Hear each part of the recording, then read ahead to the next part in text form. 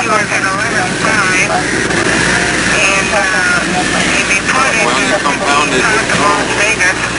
Could have been monitored to Las Vegas, and then it became smooth again. And this time report's about an hour and a half old. Over. Radio and our conversation. I like it. Maybe.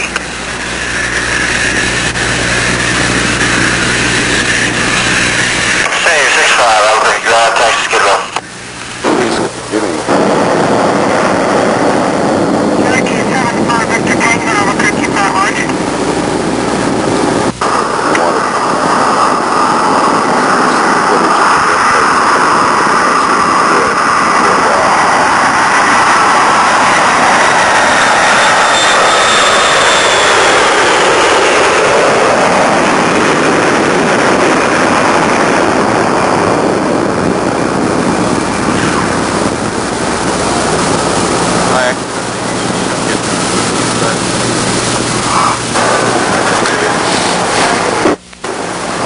I kept wondering what to do. There wasn't anything in particular what I wanted to do. I kept asking myself, what do I want to do? I didn't want to do anything. Or at least I had no preference for doing one thing over another. And then it occurred to me that I should ask a different question. Oh, Bluebeard, I've heard all this before. What I should be asking is what my way of life should be. The kind of manner of thing I do should relate to my way of life. What is this way of life of which you speak? What is this splendid pattern in which you set such store? What path that twists and turns, deftly skirting the border of futility and senseless pain that lurk in the primeval forest of your existence?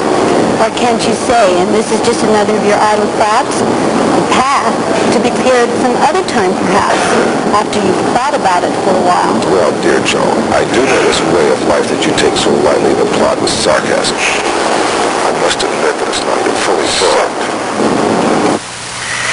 It's not yet fully formed in my mind, but it will be. Each day I see more of my path. A stretch that runs beside a brook, a sudden bend that steps around a bush, a rain rut, a patch of grass. Bullshit, my darling Bluebeard. Patches of grass, babbling brooks. What crap. We both know what your paths have been. We are not now as when we first met. You, a gallant knight, and I, a young maiden touched by God. Your gallantry and my touch of God were all we knew then. And you might have believed this sloth, and I might have been impressed by it. But now we both know what path you took, and the brooks ran red with blood. Why do you bring that up? It was a long time ago. We're not in the Middle Ages anymore. Besides, that path led to places I neither foresaw nor understood. I'm not likely to repeat it. And what about your path? Surely your choice of suicide wasn't one that you painted on the side of the barn. Suicide? You call my choice of God over man's suicide? I tell you, no, it was not. Yours was suicide, not mine. Yours was the act of suicide taken as an art to the nth degree. On your path, the seeds of death were sown at the first step. Death of your body, death of your memory, death of everything you touched. Not my memory. Never was such a purposeful path to death set out upon. Never was there a path with so many hidden roots, dark turns, poisonous sinkholes, such vile countryside, such... Stop it! You think that your martyrdom has given you an eternal license to preach at me? I'm not preaching at you. I'm telling you the truth. Oh, Christ. Jesus H.K. Wright. After 500 years, you still blaspheme. And you are still sanctimonious. Joan, if my path went through lands that were little explored, and some of those lands have never felt any foot but mine, it was only to escape the pain of your rejection. You chose God to me. You chose God, I could not believe my ears when that terrible news first found me that you would let yourself be burned at the stake. You chose to love a myth and die. You chose to follow voices that led you to... Led me to sainthood, you asshole! Sainthood? Sainted by a church that burned you? Sainted by a church whose soul was less Christian when it sainted you than it was when it decided you were a witch? Your insufferable smugness makes me sick. Well, I won't let you use clever words to hide the idea and spirituality behind my decision. Don't try to confuse the issue with this shit about the Catholic Church. My voices were more true than the Church. They led me along the only path that was available, the Holy Catholic Church. The Church was only a prop, like the Dauphin in Paris, the stage where I was to play my part, a part that was written by my voices and which I played out to the final curtain.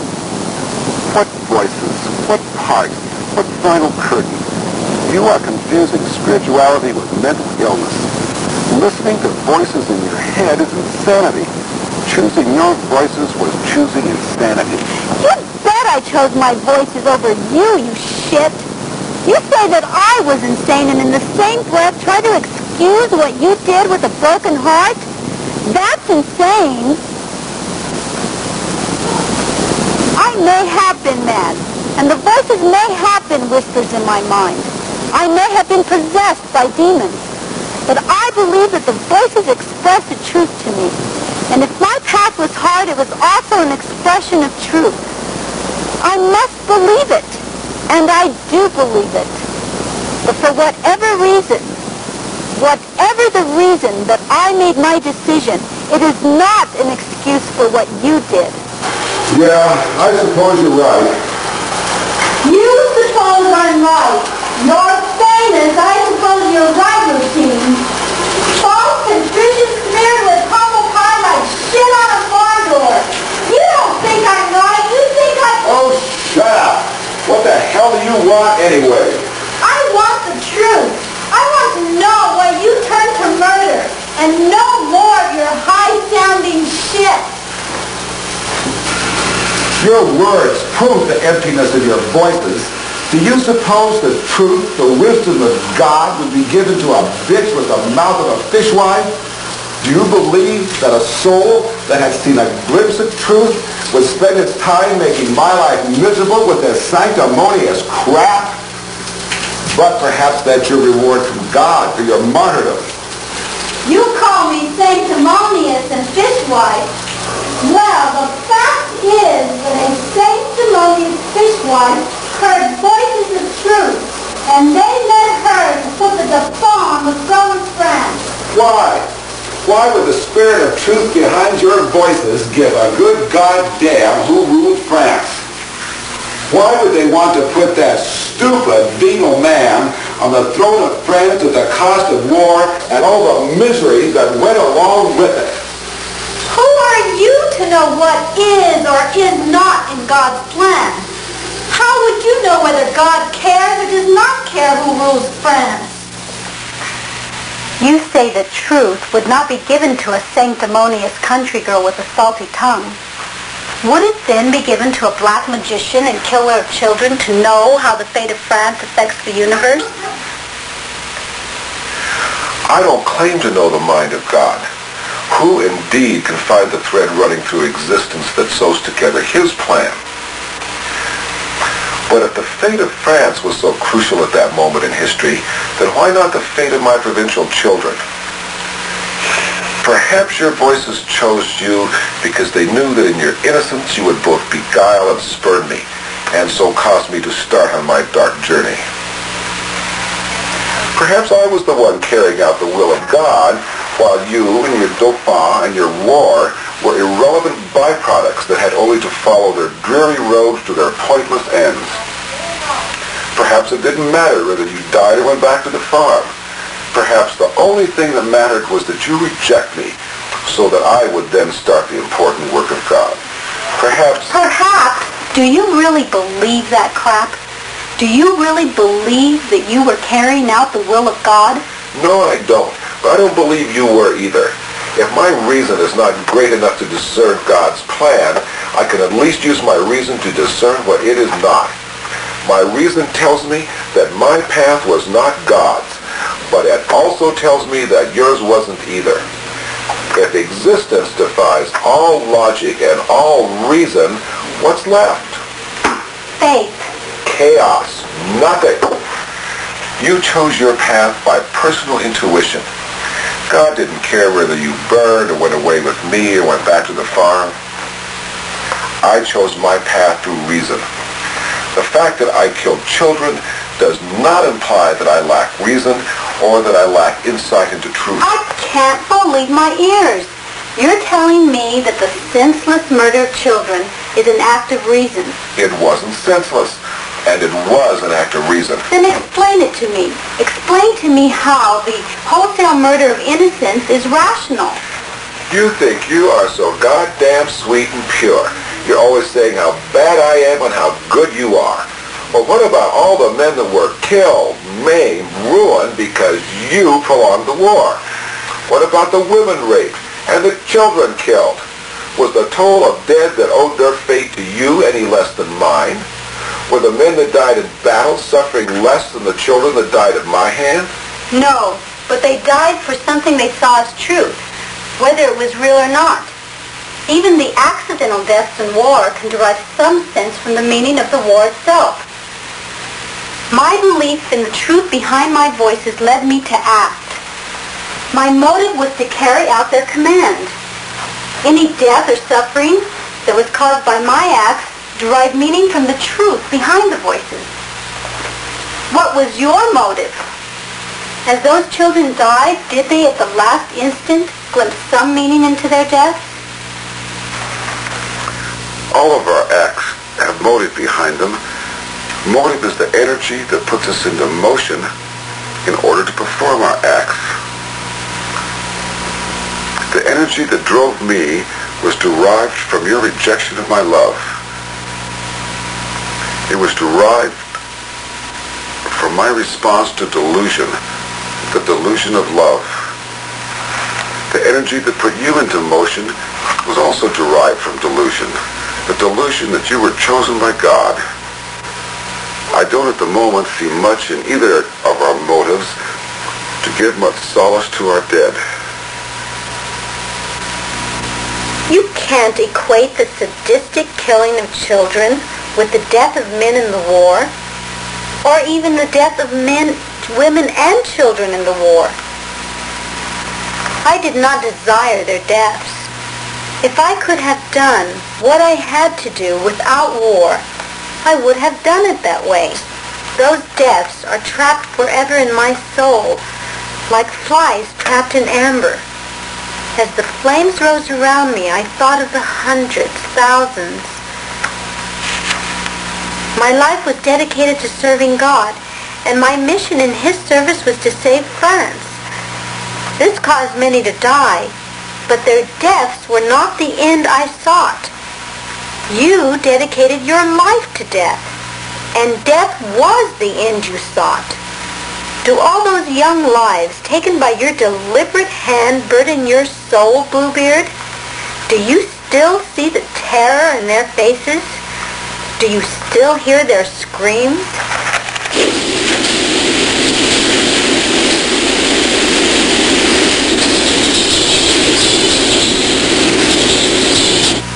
You say it was an act of reason, but you never explain it. You talk around it. You say that it was because I didn't accept your offer of love. But why kill children for that? Why not get drunk, or go whoring, or jump off a bridge? You never let it alone, do you? Why is that? What is it to you anyway?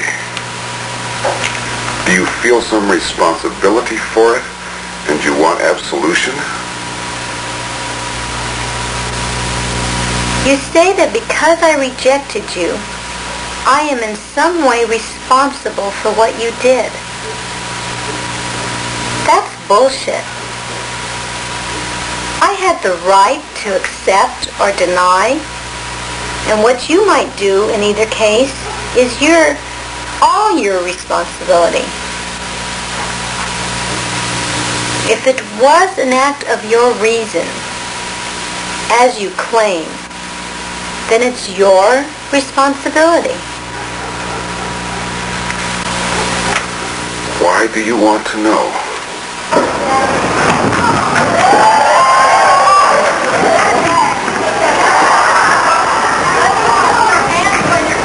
It seems that our fates are still intertwined, and I must understand you so that I can understand why this is so. My faith was strong enough to take me through the horrors of war, through the pain and the flames, and it'll be strong enough to carry me through this. But I don't understand. Joan, we were born into an age of faith.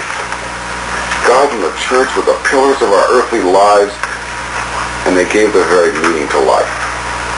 But I couldn't believe in them. I read and reread the catechism, the lives of the saints, any book that might lead me to believe.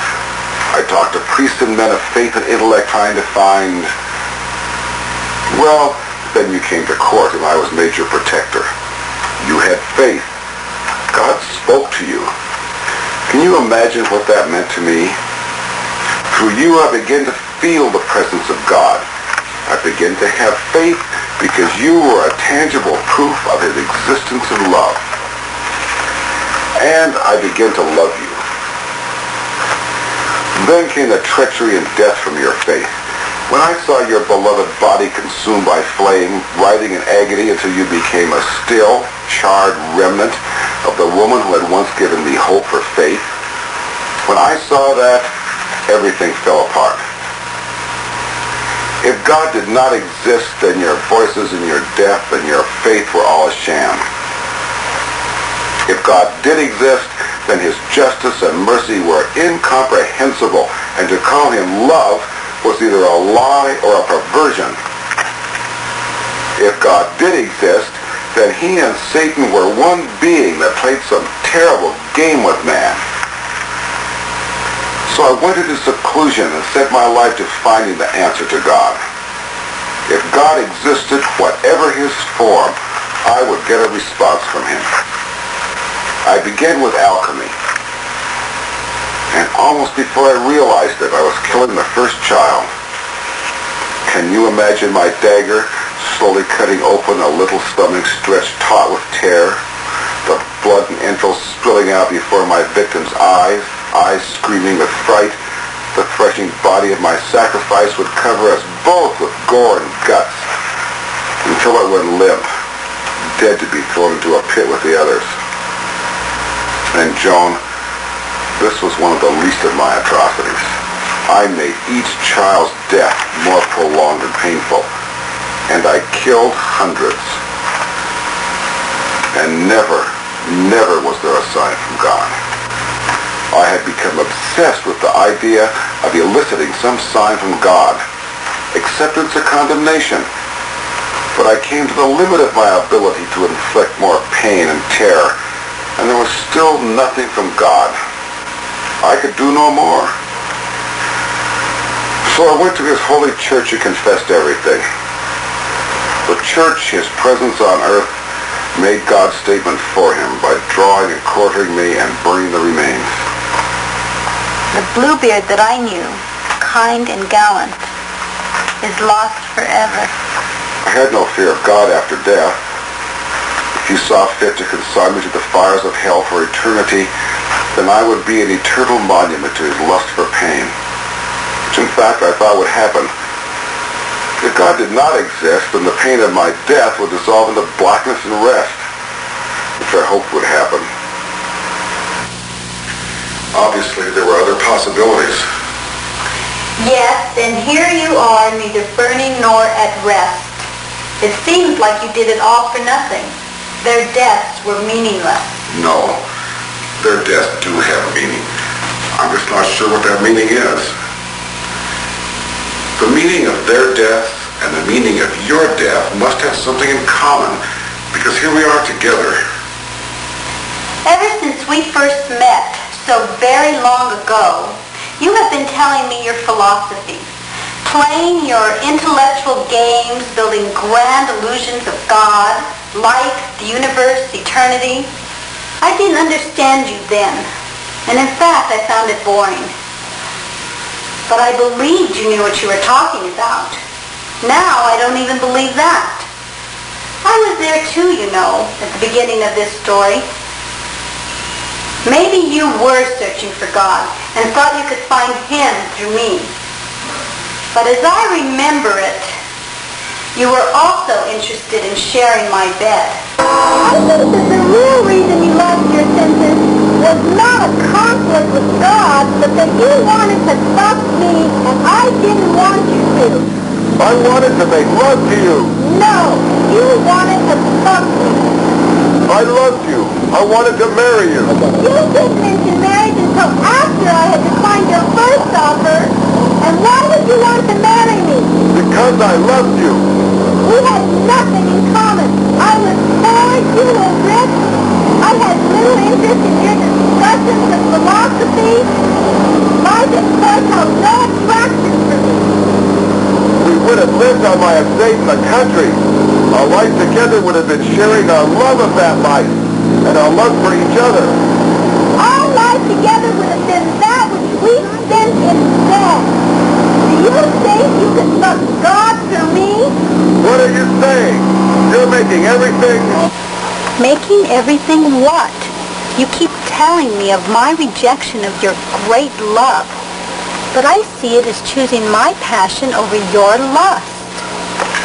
If all I felt was lust for a simple farm girl, why would I have killed a generation of children for that? I was not a simple farm girl. I was a messenger from God. I was a legend in my own time, and renowned for my saintly ways and my dedication to God. My faith and fullness of spirit gave me bravery beyond yours, gallant Bluebeard. But most of all, more importantly, I was your way to God's bed. You don't know what you're talking about. You couldn't admit, even to yourself, the baseness of the offer which I rejected. So you built a tower upon which you stand, your body mutilated and in flames, shouting defiance to God and forgetting the rotten foundation.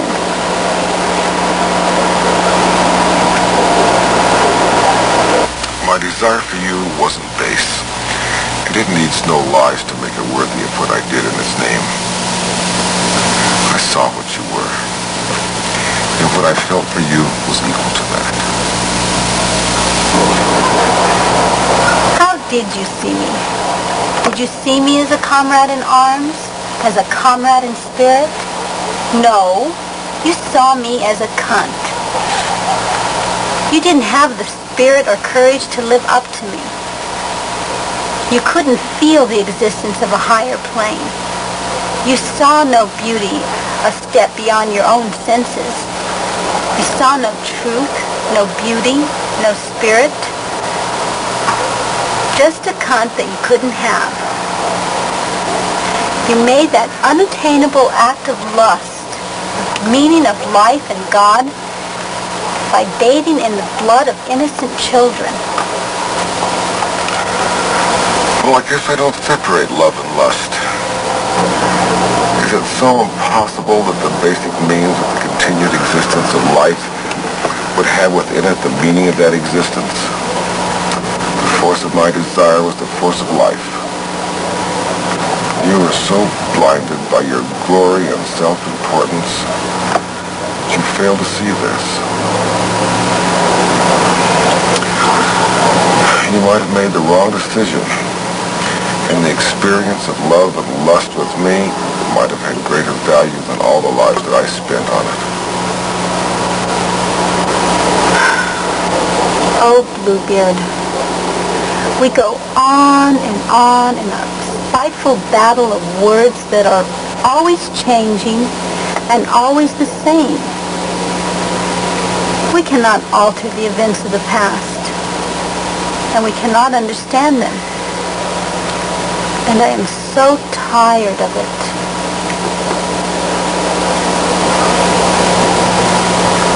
Bluebeard.